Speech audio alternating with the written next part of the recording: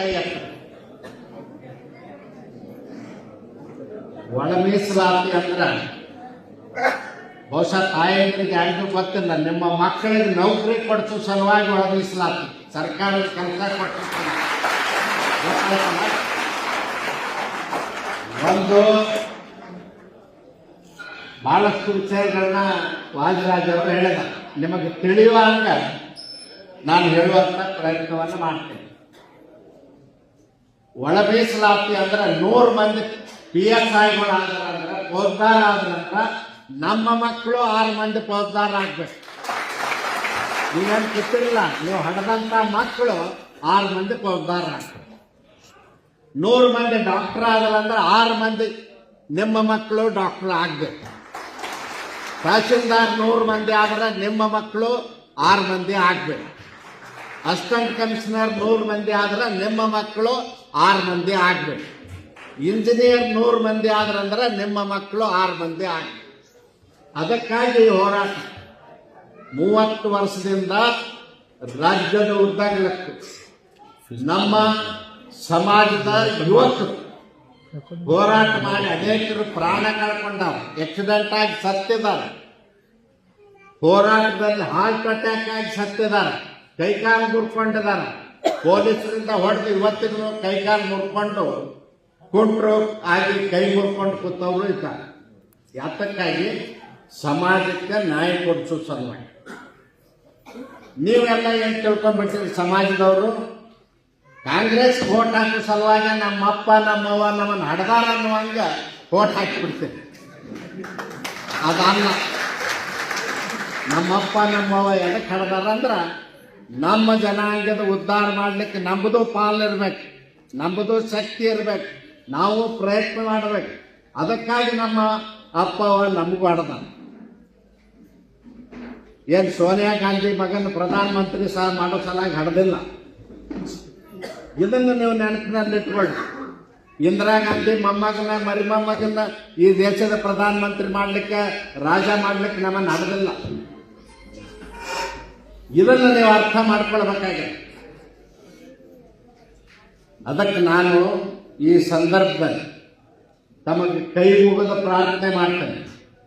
Doctor Baba Saheb Ambedkar ಬರೆದಂತ ಸಂವಿಧಾನ 1950ರಲ್ಲಿ ಜಾರಿಗೆ ಬಂದಂತಹದ್ದು ಈಗ 75 ವರ್ಷ ಆಯ್ತು.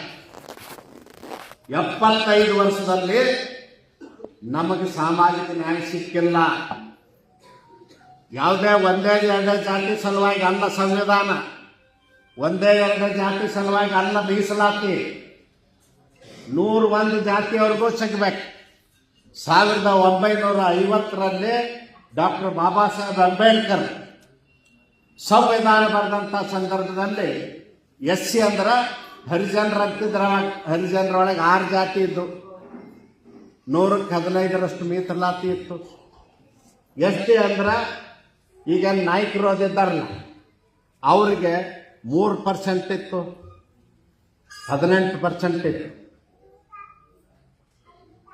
ಸ್ವಾತಂತ್ರ್ಯ ಬಂದ ಮೇಲೆ ಅನೇಕ ಜಾತಿಯವ್ರನ್ನ SC ಒಳಗೆ ತಂದು ಸೇರಿಸಿದ್ರು. 6 ಇದ್ದದ್ದು 101 ಆಯ್ತು. ST ಒಳಗೆ 6 ಇದ್ದದ್ದನ್ನು ಅನೇಕ ತಂದು ಸೇರಿಸಿದ್ರು, 56 ಆಯ್ತು. ಮೀಸಲಾತಿ ಹೆಚ್ಚಲಾಗಬೇಕು ಅಂತ ಹೇಳಿ ನಮ್ಮ ಸಮುದಾಯದವರು ಹೋರಾಟವನ್ನು ಮಾಡ್ತಾ ಇದ್ರು. ಕಾಂಗ್ರೆಸ್ನವ್ರು ಮಾಡಲಿಲ್ಲ. ಇದೇ ಸಿದ್ದರಾಮಯ್ಯ ಮುಖ್ಯಮಂತ್ರಿ ಇದ್ರೆ ಮಾಡಲಿಲ್ಲ, SM ಕೃಷ್ಣ ಇದ್ದಾಗ ಮಾಡಲಿಲ್ಲ. ನಮ್ಮದೇ ಸರ್ಕಾರ ಅಧಿಕಾರಕ್ಕೆ ಬಂದ ಮೇಲೆ ಬಸವರಾಜ ಬೊಮ್ಮಾಯಿ ಅವರು ಸಾಮಾಜಿಕ ಕಳಕಳಿ ಕಾಳಜಿ ಇರ್ತಕ್ಕಂಥ ನಾಯಕ. 15 ಇದ್ದದ್ದು 17ಕ್ಕೆ ಹೆಚ್ಚು ಮಾಡಿದ್ರು ಜನಸಂಖ್ಯೆಗೆ ಅನುಗುಣವಾಗಿ. 3 ಇದ್ದದ್ದನ್ನು 7 ಮಾಡಿದ್ರು. 24% ಮೀಸಲಾತಿ ಕೊಟ್ಟವರು ಈ ರಾಜ್ಯದ ಹಿಂದಿನ ಮುಖ್ಯಮಂತ್ರಿ ಬಸವರಾಜ ಬೊಮ್ಮಾಯಿ. ನಾವು ಇದನ್ನ ಅರ್ಥ ಮಾಡ್ಕೊಳ್ಬೇಕು. ಇವತ್ತು 30 ವರ್ಷದಿಂದ ಹೋರಾಟ ಮಾಡ್ತಿದ್ರೆ ನಮಗೆ ನ್ಯಾಯ ಸಿಕ್ಕಿರಲಿಲ್ಲ. ಸುಪ್ರೀಂ ಕೋರ್ಟ್ಗೆ ಹಾಕಿ ಪೆಂಡಿಂಗ್ ಇಡಿಸಿದ್ರು ಅದನ್ನ. ನರೇಂದ್ರ ಮೋದಿಜಿ ಅವರು, ನಿಮಗೆ ಹೈದರಾಬಾದ್ ಸಮೀಪ ಆಗ್ತದೆ ಬೀದರ್ದವ್ರಿಗೆ, ಹೈದರಾಬಾದ್ಗೆ ನರೇಂದ್ರ ಮೋದಿ ಅವರು ಬಂದ ದಿನ ಸುಮಾರು 5 ಲಕ್ಷದಕ್ಕಿಂತಲೂ ಹೆಚ್ಚು ಯುವಕರು ಇಲ್ಲೇನು ಕೂತಾರ ಅಂತ ವಿದ್ಯಾವಂತ ಯುವಕರು ಸೇರಿ ಅವರಿಗೆ ಮನವರಿಕೆ ಮಾಡಿಕೊಟ್ರು ನಮಗೆ ಅನ್ಯಾಯ ಆಗಿದೆ. ಮಂದಕೃಷ್ಣ ಮಾದಿಗ ಅದರ ನೇತೃತ್ವ ವಹಿಸಿದ್ರು. ಕಿಶನ್ ರೆಡ್ಡಿ ಮಂತ್ರಿ ಏನಿದ್ದಾರ ಅವರಿದ್ರು. ನಾನು ನಾರಾಯಣ ಸ್ವಾಮಿ ಹೋಗಿದ್ದೆ. ನರೇಂದ್ರ ಮೋದಿಜಿ ಅವರು ಹೇಳಿದ್ದೇನು, 30 ವರ್ಷ ನೀವು ಮಾದಿಗರು ಒಂಟಿಯಾಗಿ ಹೋರಾಟ ಮಾಡಿರಿ, ಇನ್ನು ಮೇಲೆ ನಾನು ನಿಮ್ಮವ, ನಿಮ್ಮ ಜೊತೆಯಲ್ಲಿ ಹೋರಾಟಕ್ಕೆ ನನ್ನನ್ನು ಜೋಡಿಸ್ಬಾರ್ದು, ನಾನು ನಿಮಗೆ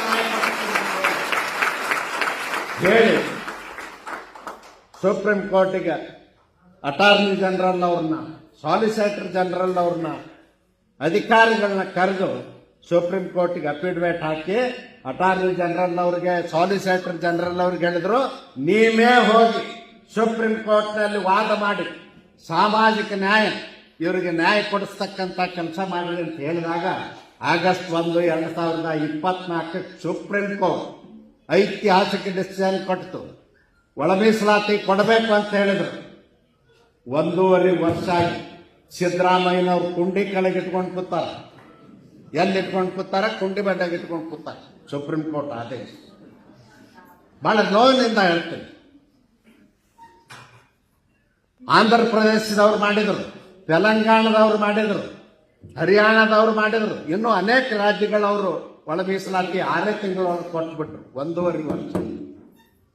ಈಗ ಅದು ಆಗಬಾರ್ದು ಅಂತೇಳಿ ಸಿದ್ದರಾಮಯ್ಯನವರು, ನಾನು ಉಳಿದವ್ರ ಬಗ್ಗೆ ಮಾತಾಡೋದಿಲ್ಲ, ಯಾಕಂದ್ರೆ ಮೈಸೂರು ಮಹಾರಾಜರು ಒಂದು ಪುಣ್ಯದ ಕೆಲಸ ಏನ್ ಮಾಡಿದಾರೆ, 120 ವರ್ಷದ ಹಿಂದ SC ಜನರಿಗೆ ಅವ್ರ ರಾಜ್ಯದಲ್ಲಿ, ಅವ್ರ ರಾಜ್ಯ ಅಂದ್ರೆ 9 ಜಿಲ್ಲೆಗಳು ಬರ್ತದೆ ಆ ಕಡೆ ಮೈಸೂರು ಸುತ್ತಮುತ್ತ, ಮೀಸಲಾತಿ ಕೊಟ್ಟದಕ್ಕಾಗಿ ಅಲ್ಲಿರ್ತಕ್ಕಂಥ SC ಜನರು ಹೊಟ್ಟೆ ತುಂಬ್ಯದ.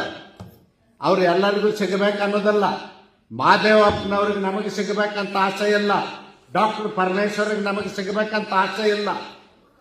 ಅವರೆಲ್ಲ ಇದನ್ನು ಕೆಡಿಸುವಂತ ಕೆಲಸ ಮಾಡ್ತಾ ಇದ್ದಾರೆ. ನಿನ್ನೆಯಿಂದ ಮೊನ್ನೆ ವಿಧಾನಸಭೆ ಅಧಿವೇಶನದಲ್ಲಿ ಬೆಳಗಾವಿಯಲ್ಲಿ ಒಂದು ಬಿಲ್ ತಂದಾರ, ಅದು ಕೋರ್ಟ್ನಲ್ಲಿ ಹಣಾಗಿ ಹೋಗ್ಬೇಕು, ಆಗಬಾರ್ದು. ಆ ಉದ್ದೇಶದಿಂದ ತಂದ. ವಾದಿರಾಜ್ ಅವರು ಮಾತನಾಡುವಂಥ ಸಂದರ್ಭದಲ್ಲಿ ಹೇಳಿದರು, ಅರ್ಧನೇ ಮಾಡೋದು, ಪೂರಾ ಅಲ್ಲ, 100 ಇದ್ರೆ 100 ಮಾಡಂಗಿಲ್ಲ, ಅರ್ಧಕ್ಕೆ ಆಗ್ಬೇಕು. ಆ ರೀತಿ ತಂದಾರ. ಅದು ಸುದ್ದ ಕೋರ್ಟ್ನಲ್ಲಿ ಬಿದ್ದು.